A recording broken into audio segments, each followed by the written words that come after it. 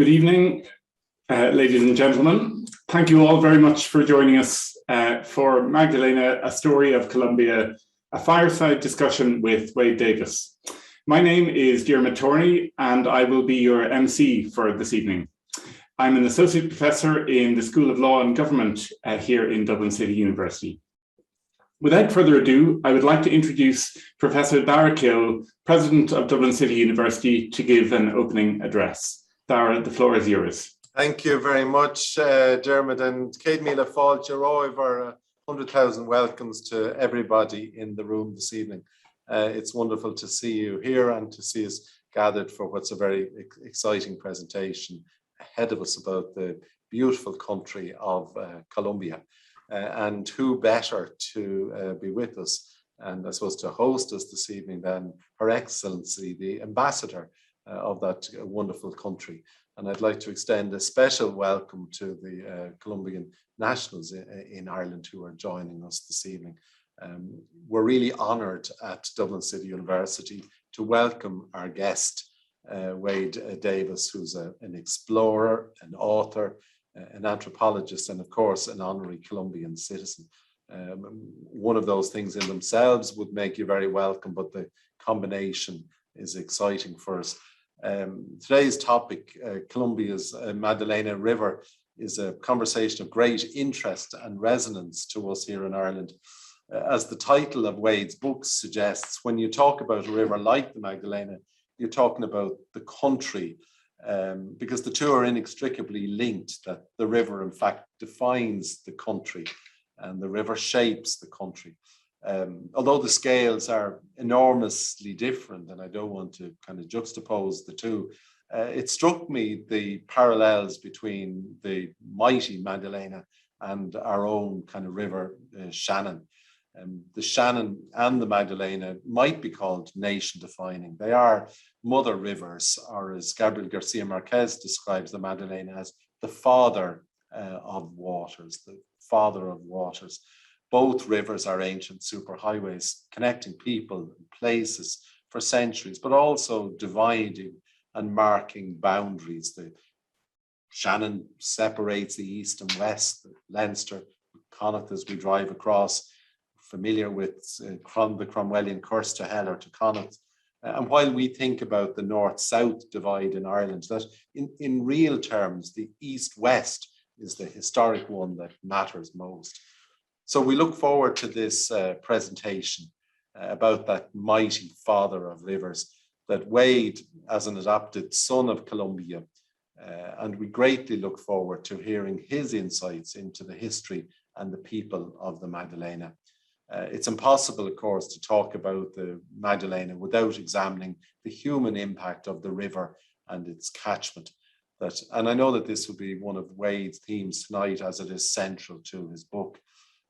As a university, that discussion of the climate, the ecosystem, the people, nature, the planet, all of that resonates with our urgent focus on sustainability here at Dublin City University. That next month, we're greatly excited because the President of Ireland will launch the DCU Centre for Climate and Society. And that centre seeks to drive innovative responses to the challenge of climate change in the areas of humanities and social sciences. We believe it will be a significant contribution to the debate here as we save our kind of imperiled planet. Our DCU Water Institute too is conducting high impact research around safe, secure drinking water, healthy aquatic ecosystems, and energy efficient water supplies for a sustainable economy. And we recently launched a climate action plan for the university, which sets ambitious targets for us against which we will be measured. And sometimes we're scared by those, but urgent action is necessary.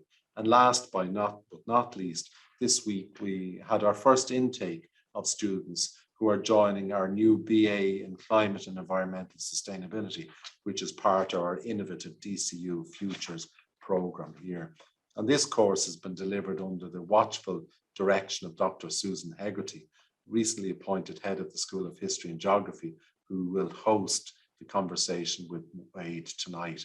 So I know that there will be much to talk about and discuss in this discussion. I'm glad that the presentation will be recorded and available to us. And I know that deep down that this presentation discussion will change our perceptions of Colombia and make us more aware of the beauty of that great country, and hopefully encourage more of us to visit and interact with the people of the Magdalena. So thank you, Wade. Thank you also to Susan Hegarty, to Dermot, to Teresa, to Natalie, and my colleagues who have helped facilitate this fantastic event, along with our colleagues, Andreas and colleagues in the embassy.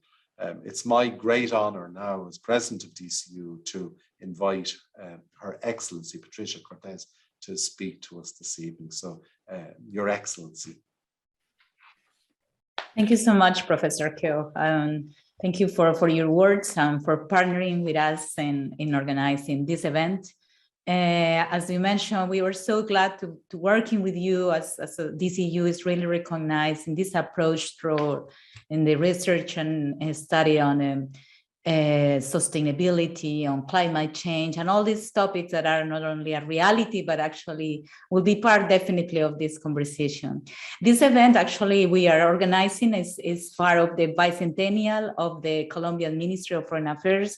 We have Colombia not only a long tradition on democracy as well on institutions, 200 years of our Ministry of Foreign Affairs. And thanks to the audience, we are very happy to see familiar names among the attendees, and also very special thanks to Susan and Teresa, all the DCU team. It has been a real pleasure working with you in this event.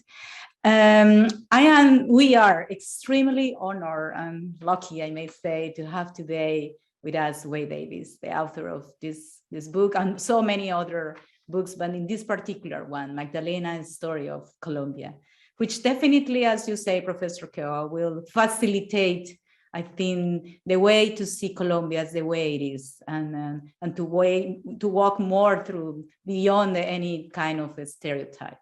Let me introduce our guest, Wade. For many experts, he's one of the great explorers of our generation. He's Canadian, he's Colombian, he got the Colombian citizenship recently, some years ago, and he holds an Irish passport, very proudly.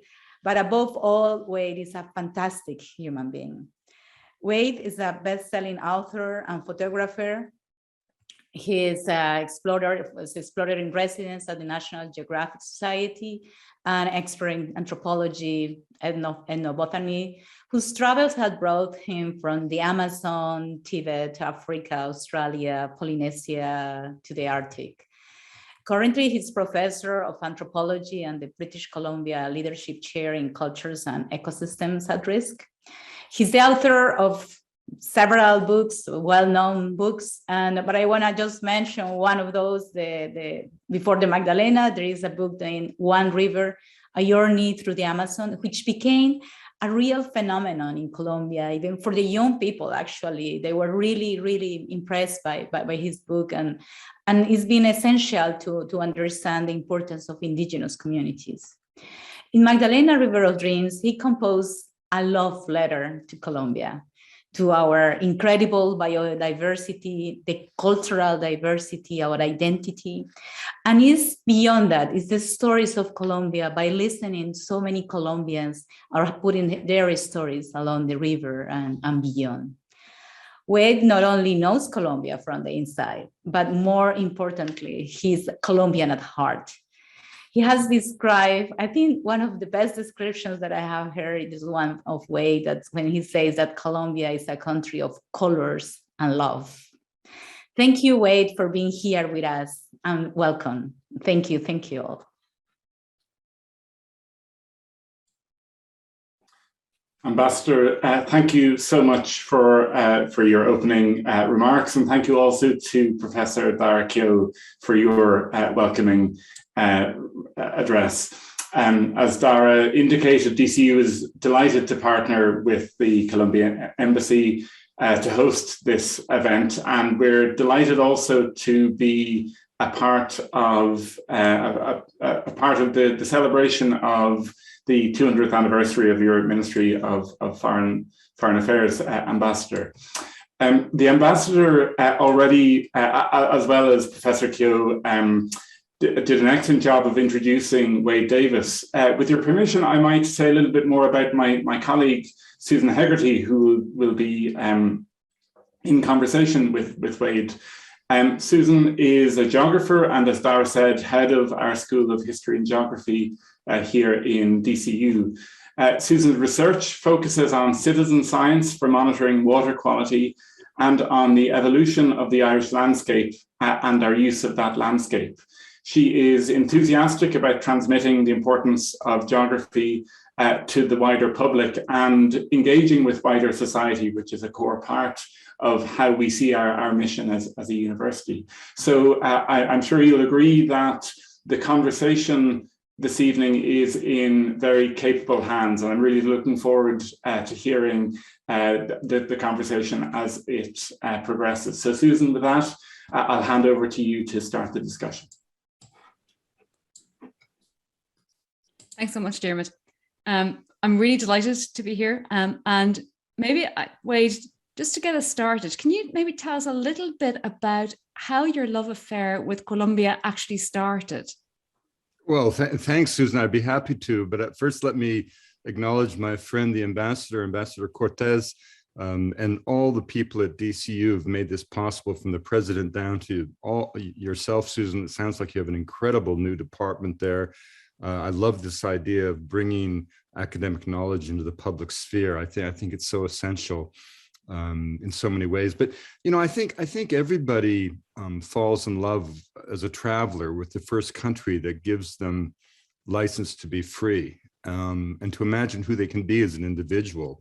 And for me, certainly, it was Colombia. The limitless beaches of the Caribbean shore, the wetlands that shine like mirrors to the heavens, the three great arms of the Andean Cordillera branching north from the rugged knot of mountains known as the Macizo Colombiano, the great valleys of the Cauca and the Magdalena, the incomparable Sierra Nevada de Santa Marta, the highest coastal mountain range on earth, the limitless Amazon, an Amazon not limitless, but the size of France, that although now imperiled remains still largely roadless, and then the llanos that stretch away to the northeast, plains where you could throw European countries and the country would never find itself, you know, and then the endless and beautiful forests and beaches of the Western Pacific, of the Choco. How can one not become enchanted with such a place? But I was very fortunate, for reasons I don't quite understand, Susan, is that my mother was a humble but determined Canadian woman. And somehow she got the idea in 1967, when I was 13 years old, that Spanish was a language of the future. And we had a very modest family. And my mom worked all year as a secretary in a small public elementary school to raise enough money to allow me to join a group of schoolboys that a teacher was taking to Cali for the summer. And at 14, I was the youngest of the group and the most fortunate, because whereas the other lads were with very affluent families and sort of spent a sweltering season in the streets of Cali at the country club, I was billeted with a much more modest family up in the mountains at the edge of trails that reach west to the Pacific. And for 8-10 weeks of my young life, I never saw any of the other Canadians. And I later learned that even though they were much older than I was, many of them succumbed to what the Colombians called mamitis, or homesickness. And we have to remember that in 1968, most Canadians had never been in an airplane. And if they had traveled, maybe they went to London or Dublin. They certainly didn't go to Colombia. It was a much further away.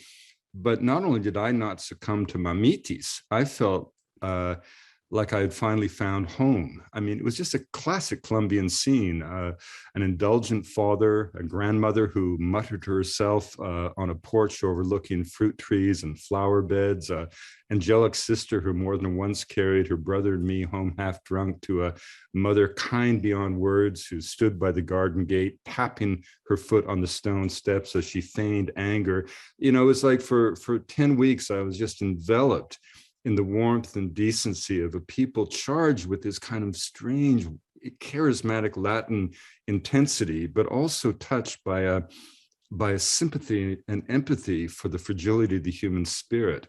And something just grabbed me, and I felt like I was home. And part of this was very practical. I mean, you could be at a fiesta and be dancing with a girlfriend one moment and dancing with her mother the next. And I can promise you, Susan, that did not happen in Canada. I can imagine not. And that love affair has taken you back there time and time again. And the book, The Magdalena, can you talk to us a little bit about how that came about? Because for me, must confess, I read most of this book by one of my favorite rivers, which again is up in mountains in a Spanish-speaking country. And I was just taken on a journey. Can you talk to us a little bit about how that journey began with this book? I should mention, Susan, that then when I turned 19, I was a young student at Harvard and very restless and ready to see the world. And there was a National Geographic map of the world right beside my roommate and I in a cafe in Harvard Square. And David looked at the map and he looked at me and he pointed to the high Arctic. Well, I had to go somewhere. And I watched my left arm lift and it hit the Northwest Amazon of Colombia.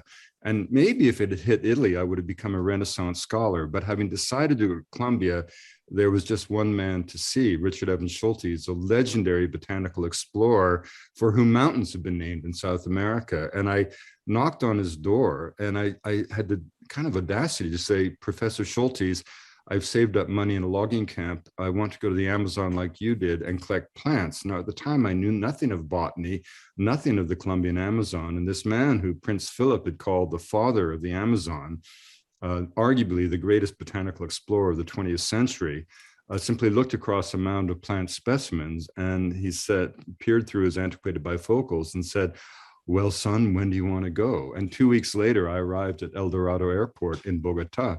And, you know, that journey was very much, in retrospect, a kind of a coming of age journey. I had a small backpack of clothes, 2 books, Walt Whitman's Leaves of Grass and George Lawrence's Taxonomy of Vascular Plants. I had no plans save not to come back to America until Richard Nixon was no longer president. And I had nowhere to go. And I just took one step at a time, and it became a 15-month journey. And I kind of, at the time, thought that bliss was an objective state that could be achieved by opening yourself unabashedly to the world. And so metaphorically and literally, I drank from every stream, even tire tracks in the road. And naturally, I was constantly sick, malaria and dysentery and fevers that rose through the night and broke with the dawn. But even that seemed part of the experience. At one point, on a day's notice, I accepted an assignment to guide a British journalist across the notorious Darien Gap, 250 miles of swamp and rainforest that then separated Colombia from Panama. And at one point, we became chased by the police and lost in the forest for 2 weeks. I mean, corrupt, we didn't do anything wrong, but lost in the forest with 3 Kuna indigenous men for 2 weeks with no food or shelter in the middle of the rainy season. By the time I reached safety in Panama, having guided my man to his destination, I kind of stumbled off a small little plane with $3 to my name, only the ragged clothes on my back, which were drenched with vomit from the passengers who had thrown up on me in the flight. And I had nowhere to go, but I had never felt more alive. And so that kind of gave rise to this book that the ambassador mentioned, One River, which was a biography of Professor Schultes. And the important thing about that book is it was beautifully translated by a Colombian poet, Nicholas Sescuan, the late Nicholas. And it really became his book, right? And it came out in 2002 at a low point in Colombia's fortunes, where the very survival of the nation was at stake. And, you know, you wouldn't think that a small publication of a book on botanical exploration would become a kind of almost a national phenomenon. But the key thing about the book is, as the ambassador said, for 2 generations of young Colombians reduced to pariahs by the cliches about their country, the unjust cliches, unable to travel within their own country because of the conflict, a conflict that would not have lasted a day without the international consumption of cocaine. Suddenly this book appears that becomes almost like a map of dreams, you know, an account of a time when a young student could travel anywhere his or her feet took them. And so the book kind of took on this kind of extraordinary reputation in Colombia that was flattering, but also almost overwhelming. But because of that book, I was invited to help support a group of journalists and photographers and artists funded by one of Colombia's great corporate citizens, Grupo Argos, who were producing 5 different books on each of the 5 major regions of Colombia in a series called Savia Botánica, of the Llanos, the Amazon, the Chocó, the Caribbean coast, and the Cordillera of the Andes. And the message of these books was very simple. They weren't to be sold, but gifted to every library in the country to send a message to a new generation of young Colombians that their country was not a country of violence and war and drugs exclusively or even dominantly, but it was home to the greatest biodiversity and natural beauty on the planet. And this, of course, is a subtext in part of the book Magdalena. You know, there is no place in Colombia more than a day removed from every known ecological niche to be found on the planet. A botanist in Ireland or Britain, if they were to discover a new species of plant, it would take virtually an act of God, whereas botanists within Colombia are discovering new species on virtually every botanical expedition. You know, Colombia is not only the richest country in the world in terms of biodiversity per acre or per area. Only Brazil has more diversity, and that is obviously a much greater country. But more than that, Colombia has this extraordinary topographical and geographical diversity, and as in all nations, you know, geography is, as you know better than anybody, is destiny. And this kind of tortuous landscape has also defined the nation. And where there are many bigger rivers in the Magdalena, the Cauca, the Putumayo, the Valpez, all these great Amazonian rivers, all of which, Caquetá and Putumayo, come out of the Macizo Colombiano in the south. But out of that Macizo come also these 2 great rivers that flow the entire length of the country. And in a way, the Magdalena is analogous to the Mississippi. It's both a corridor of commerce, but also a fountain of culture, the repository of Colombian poetry, literature, music, and prayer. But in a very interesting way, the Magdalena was not only simply the conduit to the nation in terms of the early years of exploration, the river itself made Colombia possible. I mean, Colombia is a gift of the Magdalena. One of the most extraordinary kind of social and geographical facts about Colombia is that all the major cities, with the exception of Cali and Neiva, which are on the banks of the Cauca and the Magdalena, respectively, at the headwaters, towards the headwaters, but every other major city, from Bucaramanga to Pereira to Manizales, and of course Medellin and Bogota, are in the mountains in the hinterland. And for almost all of Colombia's history, the only way to move goods from the river, which was the outlet to the world, and the cities, or products from the cities to the river, was through the las trochas de los caminos de los arrieros, so the mule tracks. And so at a time when Bogota was being called the Athens of South America, everything in the capital, from French champagne to industrial machine tools, reached the capital on the back of a mule. And these sort of mule tracks became like threads woven through the fabric of the nation, almost a sort of umbilical cord. And because of that, the Magdalena, even though it's a central artery of the nation, began to be seen as a kind of frontier. And each of the major departments or states of Colombia that the river flows through has its own port city that services the metropolitan center of the hinterland. So there's this kind of inversion of geography whereby the river itself became seen, particularly the Medio Magdalena, as a kind of a frontier of the nation, which was sort of extraordinary. But the indication of the complexity of transport in Colombia is 2 things. In 1950, it was cheaper to send a bushel of coffee from Medellin to London than from Medellin to Bogota. And at the same time, there was a reason that Colombia became the pioneering nation in aviation. You know, Avianca, the national carrier of Colombia is, I think, second only to Lufthansa in terms of its history, because roads were simply defied possibilities. Railroads were an impossibility. And so the Colombians, both commercially and as a people, took to the air. That's absolutely fascinating. For me, just listening to you, it seems like the Magdalena is almost a geopolitical statement. So it transports goods, it transports nutrients, and everything that's good, and also almost everything as well that's not so good happens in the Magdalena. I mean, it's a fountain of music. You know, let's remember that Colombian music is probably the most popular in the world right now. I mean, of the 100 known best known YouTubes on the internet, 85 are music videos, and about 12 of those are Colombian. And as Carlos Vives, the great Colombian musical star, but also a great humanitarian and a fantastic ethnomusicologist, tells me in the book, cumbia is the mother of all musical forms in Colombia: porro, merengue, salsa, tambora. But the mother of cumbia is the Rio Magdalena. And another theme that is constant in the book is the idea that for Colombians to clean their soul, they must clean the river. And to clean the river is to clean their soul.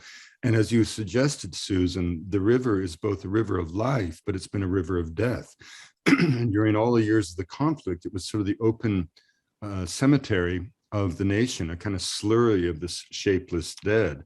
And the kind of iconic image from Gabo, from Gabriel Garcia Marquez, of the floating corpse with the con los gallinazos encima on top, is sort of seared in the consciousness of both Colombian people through literature, but also of the world. And it touches upon a core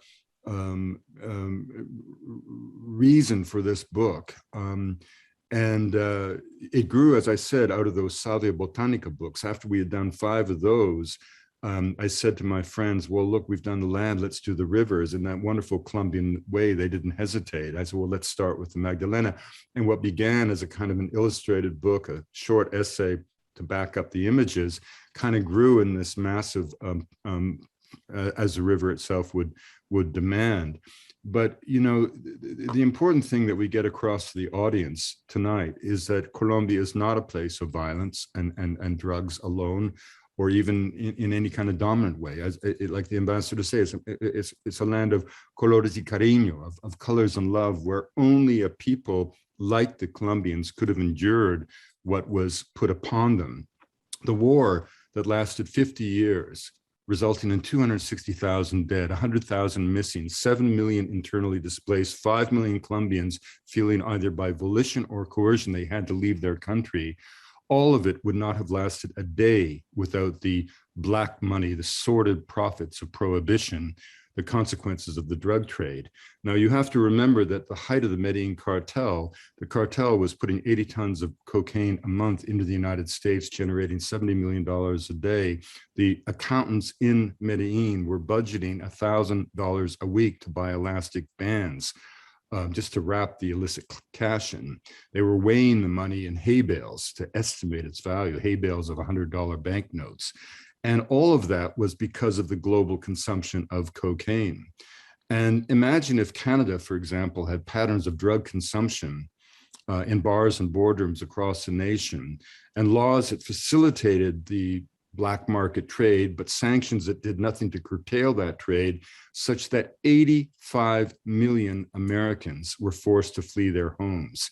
Well, that's what the war on drugs has done to the Colombian nation. And yet, despite that, the country has maintained its civil society and its democracy, greened its cities, sought restitution with indigenous people that no nation state can match, created millions of acres of national parks, and paved its way for a kind of social, cultural, economic renaissance unparalleled in Latin America, as now 2 generations of young Colombians forced to flee the conflict are returning home from capital cities in all countries of the world with skill sets in every conceivable vocation back home to Colombia in the wake of the peace agreement of 2016. So the amazing thing about the Colombian people is not that their character was responsible for this violence. It's that only their character could have survived this violence. And, you know, you see that everywhere, Susan, in the book is full of these wonderful little moments, you know, that are so Colombian. Like, I met a man called Morita de los Manatees. He was a humble cane cutter around a town called Sabaran de Torres in the Medio Magdalena. And he had this kind of power that he got from the manatees. He just loved those animals. And in periods of drought, he would bring them food and he would rub their bodies with cool water and so on. It became his power. And he was sort of famous for facing down the paracos, the bloody militias of the far right, and the cadre of the far left, who could be in times equally murderous. And he had a kind of aura about him. And it was reflected one day when we were around a little wetland, and he commented that with the local school children, they had identified 75 species of butterflies around this little bit of water. And I said, carajo, hombre, es increíble, porque I said, in Canada, in all this huge country, we maybe have 200 species of butterflies. How can you have 75 around this puddle? And he looked at me and said, pero hermano, la cosa que tiene que entender que en Colombia, un mariposa es solamente un flor que puede volar. Por eso tenemos tanto.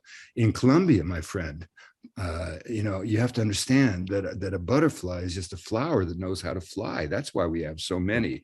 And that kind of, you know, distills something so beautiful in the Colombian spirit. I mean, I think it's important for people to realize that without cocaine, the war wouldn't have happened. Think about this, Susan. In the last year before the peace agreement, the FARC, the dominant left-wing group, guerrilla group that President Juan Manuel Santos made peace with, were down to maybe 6,000 cadre, you know, mostly teenagers in search of 3 meals a day.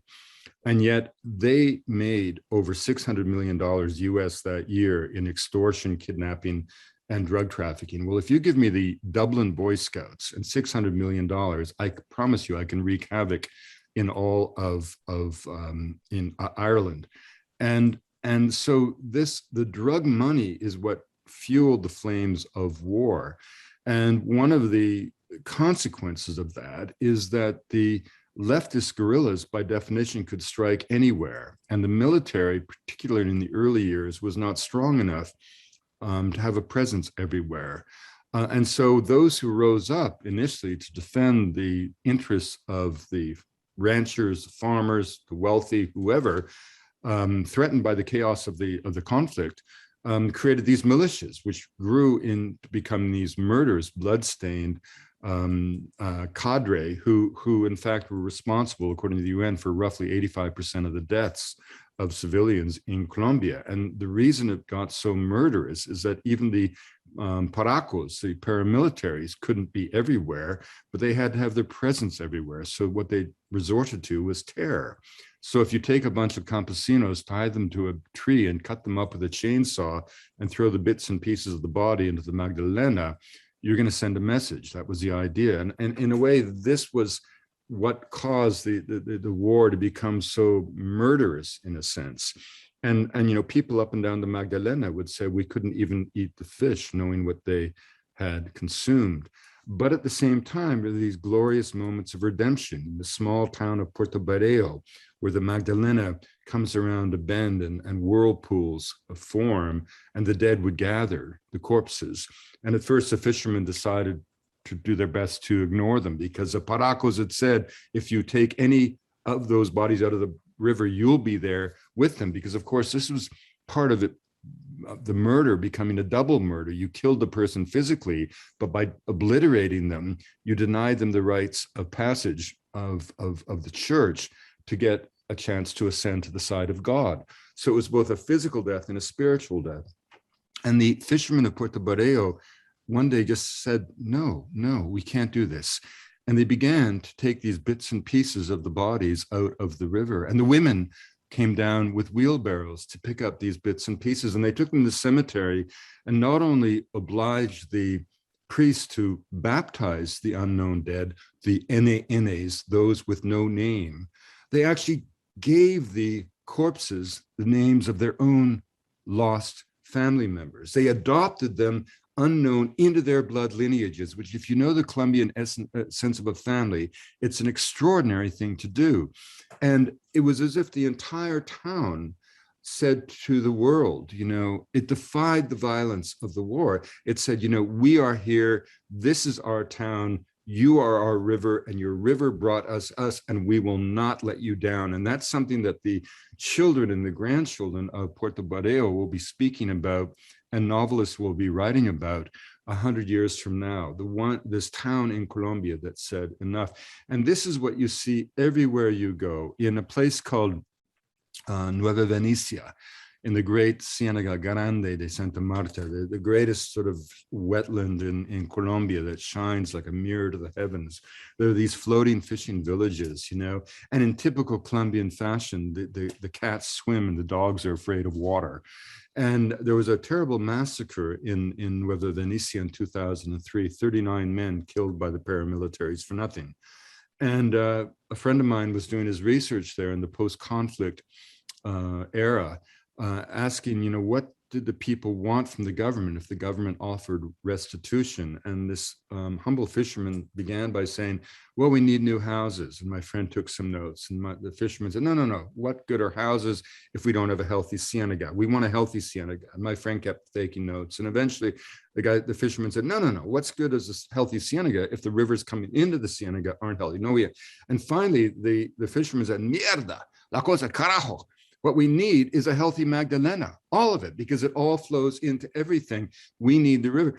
And that's how people think about the Magdalena. You know, the incredible thing about Colombia, I mean, it's just unbelievable, that 2 hours from Miami Beach in the Sierra Nevada de Santa Marta, you still have essentially a pre-Columbian civilization. The Arahuacos and the Kogi and the Wiwa, all descendants of the ancient Tairona civilization, still dominated today by a ritual priesthood of sun priests, with a religious set of ideas so baroque and complex, but in its essence, it comes down to the idea that their prayers and rituals literally maintain the balance of the world. And that's not hippie ethnography, it's how they actually, and they speak in full sentences.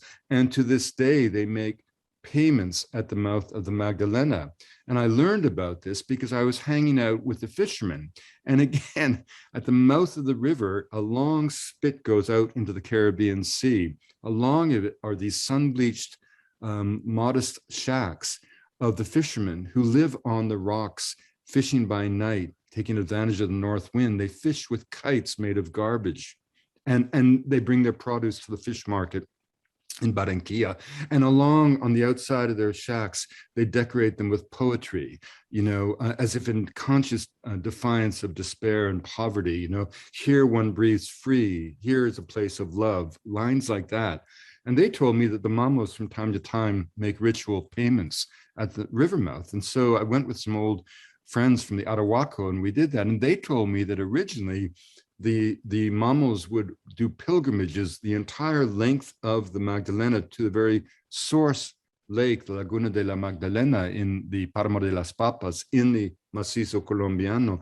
And they said that the priests would stop in every settlement and measure the quality of the people by the way they treated the river, because they believe profoundly that the water that runs down a river is no different than the blood that runs in our veins. And of course, thinking of the hydrological cycle, they're quite true.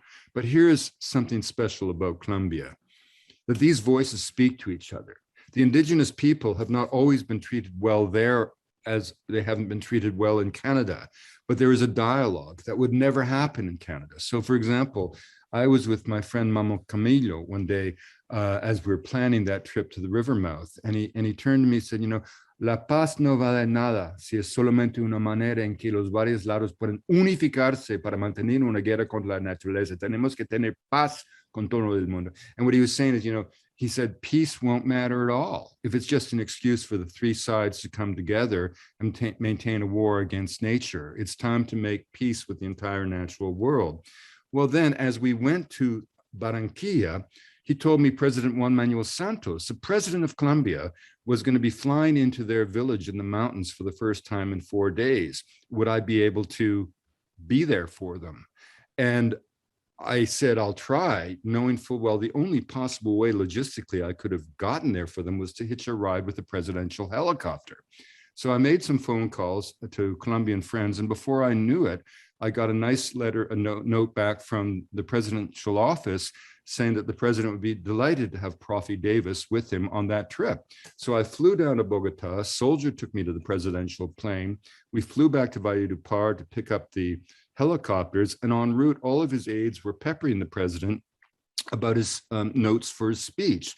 And I sheepishly put up my hand and said in Spanish, you know, Presidente, you have to understand that for the mamos, statistics mean nothing. What matters is what's in your heart. And then I cited what Mamo Camilo said about the nature of the peace process. And President Santos, soon to become Nobel laureate for peace, used those remarks in his speech, which was then tweeted out to the nation. So this idea that the Colombian presidency is open to the inspiration of such men who every day are praying for our collective survival and living in this extraordinary mountain massif that is but 2 hours by plane from Miami Beach, that tells you something about the Colombian nation. Following on from that, it speaks also to a question that has just come in. One of the questions that I had when I was reading the book is, what can these Indigenous peoples tell us about the sustainable use of the resources that we have on the planet? Because they obviously have lived with this for so long and they respect it. How can we learn from this? Well, I think, Susan, that's a sort of a very important question. Look, looking at all this through the anthropological lens, all cultures are myopic, faithful to their own interpretation of reality. I mean, most indigenous tribal groups, their names translate the people, the implication being the blokes over the hill are somehow savages. Well, obviously that cultural myopia is a curse on humanity and has no place in a multicultural, pluralistic, integrated world. But we too are products of our history, and it's important for us to remember that during the Enlightenment and before, as we attempted to liberate ourselves from the tyranny of absolute faith, as Descartes said, all that exists is mind and matter, in a single phrase, he deanimated the world. And that's fine. It created the scientific method, which gave us allopathic medicine, all kinds of great technological achievements, but it also swept away all notions of myth, magic, mysticism, but critically metaphor. And as Saul Bellows said, the science made a house cleaning of belief, and the idea that the flight of a bird could have meaning was ridiculed. The planet became deanimated, became a stage set upon which only the human drama unfolds. And that's how we can rationalize, I think, our fundamental model of interacting with the natural world, which is an extractive one, right? You and I, maybe not you because you're blessed to be Irish by birth, but I certainly as a Canadian was raised to believe that a mountain was a pile of rock ready to be mined, a forest with cellulose and board feet ready to be fallen. That both created the way I thought about it, but it was profoundly different than my godchildren, for example, in Peru, raised to believe that a mountain is an Apu deity that will direct his or her destiny, or my friends here on the coast of British Columbia, amongst the Kwakwaka'wakw, who believe that the same forests are the abode of Hukuk and the crooked beak of heaven and the cannibal spirits that will be embraced during the Hamet's initiation. Well, the important point isn't who's right and who's wrong. It's how the belief system as metaphor mediates the interaction between the society and the natural world with profoundly different consequences for the ecological footprint of a particular culture. You know, and the critical thing is that our way of thinking about nature, although it's ubiquitous and seems to be all powerful, that shouldn't suggest to any of us that it's the norm. It's not. Viewed through the ethnographic lens, it's highly anomalous. In fact, it's only the last 300 or 400 years where we've been consuming the ancient sunlight of the world. Most societies around the world base their interaction on some variant or variation or iteration of a model of reciprocity, some iteration of the basic idea that the earth owes people its bounty, people in turn owe their fidelity to the earth. You know, if you think of the Barasana in the Northwest Amazon of Colombia, their most profound cultural insight, in a sense, is the complete conviction that plants and animals are just people in another dimension of reality. When we look at their cosmologies and mythologies in detail, we recognize them as complex land management plans that dictate precisely how people in great numbers could live in the upland forests of the Amazon. With the Kogi and the Arahuaco in Colombia, for example, the training for the priesthood to this day is rather astonishing. The young acolyte is taken away from the family at the age of 2 and 3 by volition of the family, sequestered in a kind of a shadowy world of darkness, always in the environs of the men's sacred temple for 18 years, 2 9-year periods that mimic the 9 months of gestation in the mother's womb. Now they are metaphorically in the womb of the great mother, of Saranqua, the creator goddess. And for all this time, the world only exists as an abstraction as they're taught the values of their society, including the idea that their prayers and rituals literally maintain the ecological balance or the cosmic balance of the world. And then as young men, they are suddenly taken out of the temple, away from the sacred surroundings, and taken on a journey to the heart of the world, from the temple to the ice of Saranqua and back to the sea and back to the temple. And during that journey in which they see a horizon for the first time, they see the glory of the world for the first time at the age of nearly 20. They are suddenly told by the priest who has trained them, you see, it's as I've promised you all these years. The world is that beautiful, and it's up to you to defend it. Well, I mean, talk about a way of, enculturating a people into a different set of values. And that's why I always say, as an anthropologist, that the real contribution and the recognition of, the fundamental message of anthropology is very simple. Every culture's got something to say. Each deserves to be heard, just as none has monopoly on the route to the divine. That's it, right?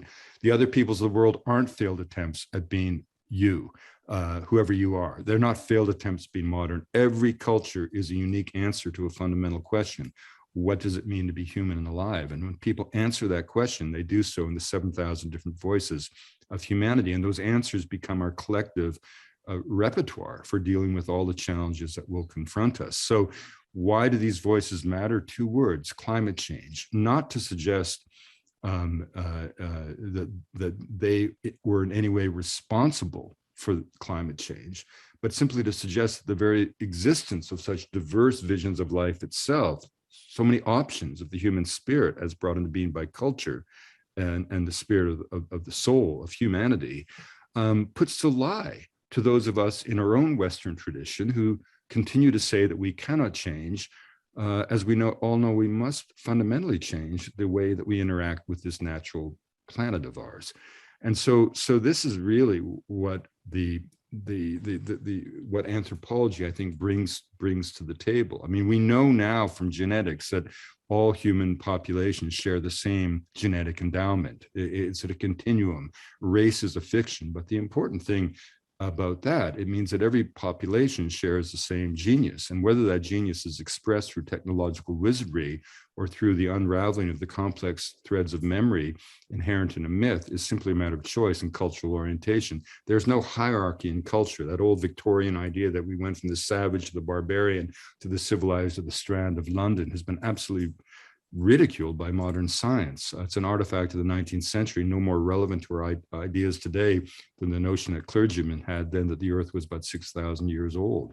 So all of these voices matter, and each really does have something to say. And oddly enough, in Colombia, well, remains conflict, as there is in so many nation states around the world.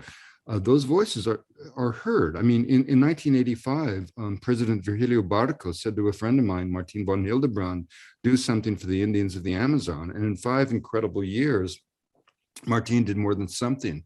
As head of Indian Affairs, he secured legal land tenure to an area of land collectively the size of the United Kingdom for the 57 ethnicities of the Northwest Amazon. And behind a kind of veil of isolation created by the conflict and agonies of modern Colombia, a whole new dream of culture was born.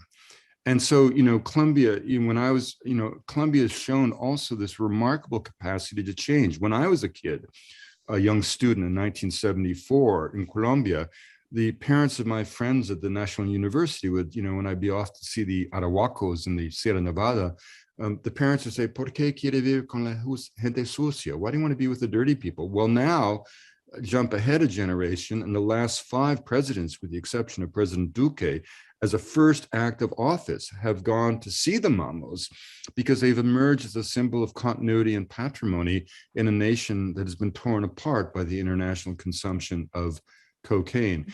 And one other thing I'd really like to make about is Colombia is not just the richest country in the world in terms of biodiversity, in terms of the wonder of its landscapes.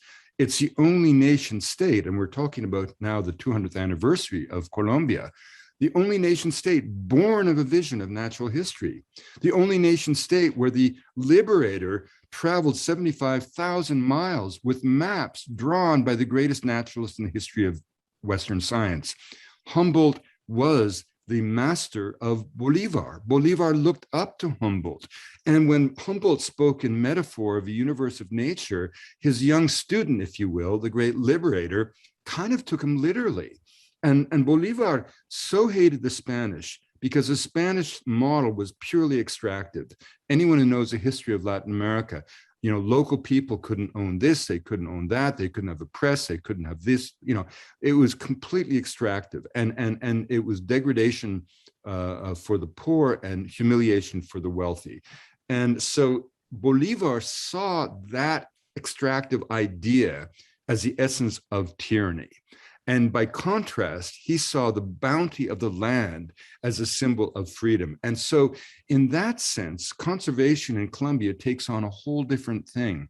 As my friend Sandra Uribe, who is such an important character in the book and in the making of the book, said that if we can present the cleaning of the Magdalena, not as an environmental cause, but as a symbol of patrimony, then we'll capture the hearts of the Colombian people. And that's what we've tried to do.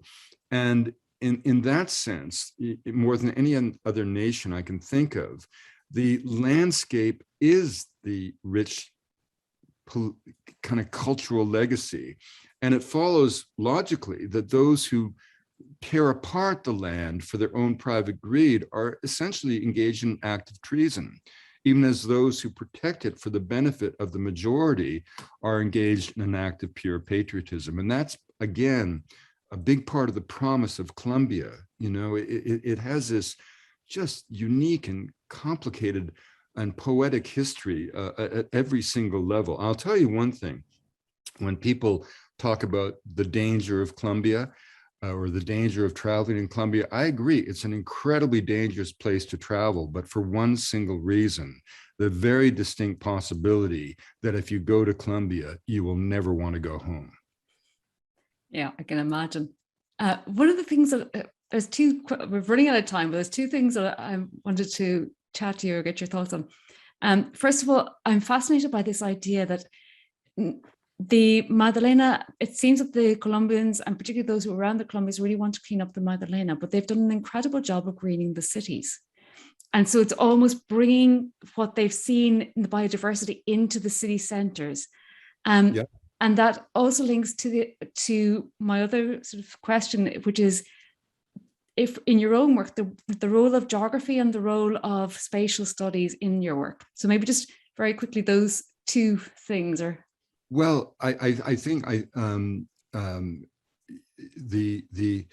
landscape is destiny. I mean, as a Canadian, Lawrence Durrell, one of my favorite writers, famously said you could depopulate France and resettle it with Mongolians and find within a generation the national traits re-emerging, the affection for fine wine and food, the love of beautiful men and women, the reflexive disdain for Americans. All of this would just come out of the soil of France. And we know that in Canada, when Margaret Atwood, one of our great writers, said, if you wanted to understand the difference between England, the United States, and Canada, for England, you need the one word island, for America, frontier, and for Canada, survival, because the muted Canadian personality, I think, is a very charming trait, a kind of a national humility. And that, I think, is caused by the weight of the winter, that hovers in our imagination. For much of our history, we had more lakes than people. The winter continues to dominate the mood of the nation. It's like that great line of poetry or verse from a francophone poet, Jules Vignon, who said, "Mon pays n'est pas un pays, c'est l'hiver." My country's not a country, it's the winter. I mean, think of it. In Canada, you could never have a Canadian politician wrap themselves in the flag. We didn't have one until 1965.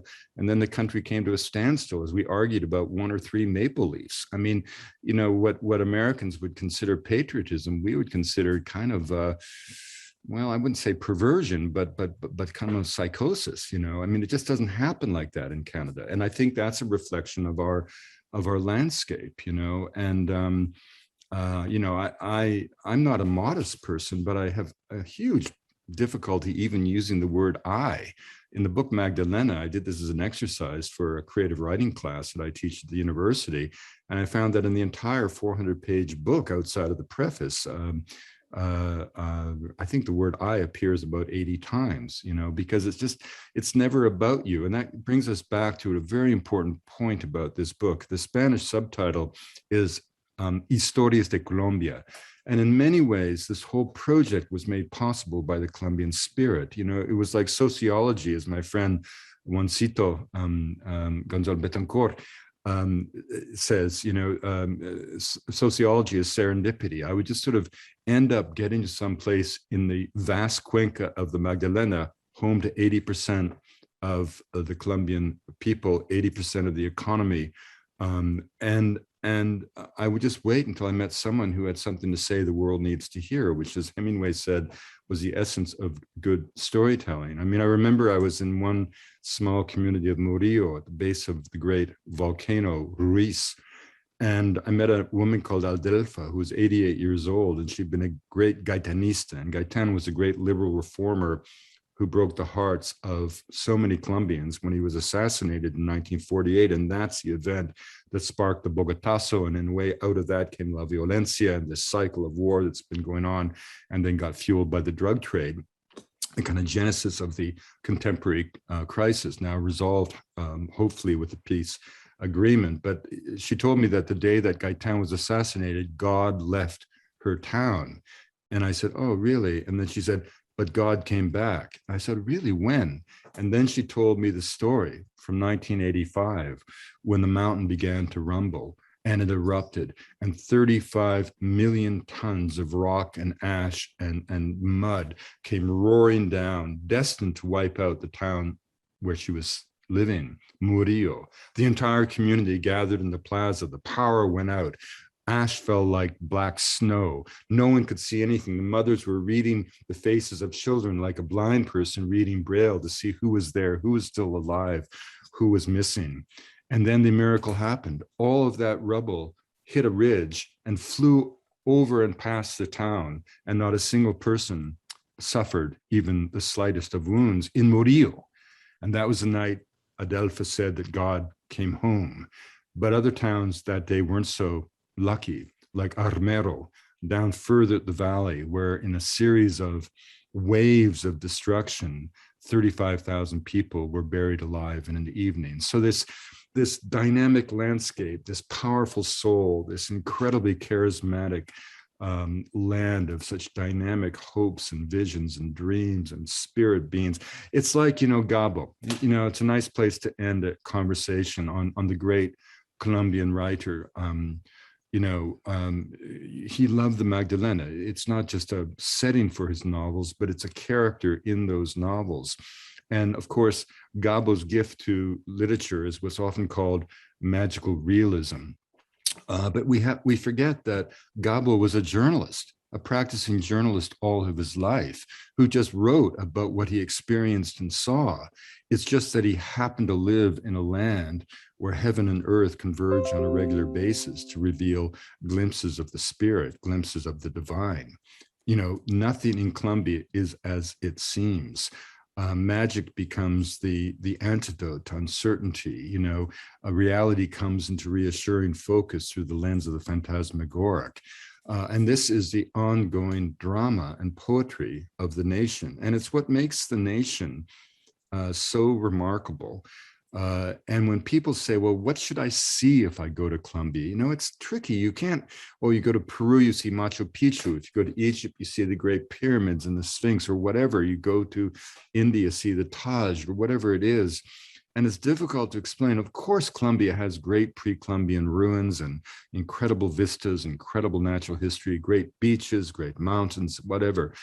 But, you know, at the end of the day, it's the Colombian people. It's just something you cannot put your finger on. And the best I've ever done is a phrase. And you know, my Colombian friends who, one of the things that they're always very kind to me about is my Spanish, which is, you know, I do pretty well in Spanish, but you know, I also, because I'm kind of a writer and a poet, I make up phrases in Spanish that don't exist in Spanish and put words together that don't exist. And I also learned Spanish on the streets. So I kind of have an accent or use language of campesinos, because when I was first in Colombia, that's where I lived. I lived on a couple dollars a day for a year and a half. And I lived with the people, right? And, but for me, you know, Colombia really is colores y cariño, color and love. You know, that's Colombia. I think that after listening to this, I'm sure all of our audience is going to be looking to get to Colombia as quickly as possible. Thank you. That's been absolutely fascinating. I would encourage everybody to read the book and to get to know a little bit more about this fabulous country and the rhythms and the colors and the spirit of the Colombian people, which is what actually comes through. Thank you so much. I'm going to hand over to my colleague now, Diarmuid. Thank you, Susan. Thanks very much, Susan, and thank you, Wade. That was a real tour de force. I speak as someone who's never had the opportunity to visit Colombia, but I feel like I really got a sense of the textures, the life, the flavors, the music of Colombia, the rhythms of Colombia. It was an incredibly engaging conversation. I was particularly, I think, taken by the theme of nature and human nature, humans and nature relationship running through the conversation. And I think how much those of us living in, if I can put it as post-Enlightenment Western civilizations, can learn from the people of Colombia. So really a fascinating and enriching conversation, and I'm deeply grateful to you, Wade, for taking the time to join us. Thank you also very much to my colleague Susan for her excellent stewardship of the conversation. I've no doubt that we could have spent all evening continuing this conversation, but unfortunately time was against us, and we must draw proceedings to a close. I would like to take this opportunity once again to thank Ambassador Patricia Cortés Ortiz and her colleagues in the Colombian Embassy for collaborating with us here in Dublin City University to host this event. It's great to be able to work with you, Ambassador, and your colleagues, and I hope that we are able to continue this cooperation into the future. Thank you also to Professor Daire Keogh, President of DCU, for his welcoming address earlier, and to my colleagues Teresa and Garvin, who looked after things behind the scenes on the logistical and technical side. And last but not least, thank you very much to you, our audience, for taking the time to join us here this evening. I hope you all enjoyed the discussion as much as I did. We will now close with a short video about Colombia that I hope you will enjoy. Colombia is the most welcoming country you could ever visit. In Colombia, check-in means welcome, and check-out means come back soon. Greetings here are made of smiles and open doors everywhere you go. Here, you'll be welcomed by a rhythm unlike any other. Well, actually by over 1,000. Just picture more than 1,920 bird species greeting you with their beautiful colors and songs, and humpback whales breaking the waves to wave at you. Colombia is a country where the people and their various cultures are ready to blend with yours, welcoming you with a charming song-like accent that's bound to make you dance, where entire towns say hi to you from their balconies, and where warm looks always welcome those who crossed the warm sea, where the world's most beautiful river flows to greet you with 5 stunning colors, and a seaside snowy peak is ready to surprise you. Only Colombia could welcome you with the enormity of the Andes, the mysterious Amazon, endless plains lit by breathtaking sunsets, the vast Pacific Ocean, and climates that change from one place to the next. Visit Colombia, the most welcoming place on Earth.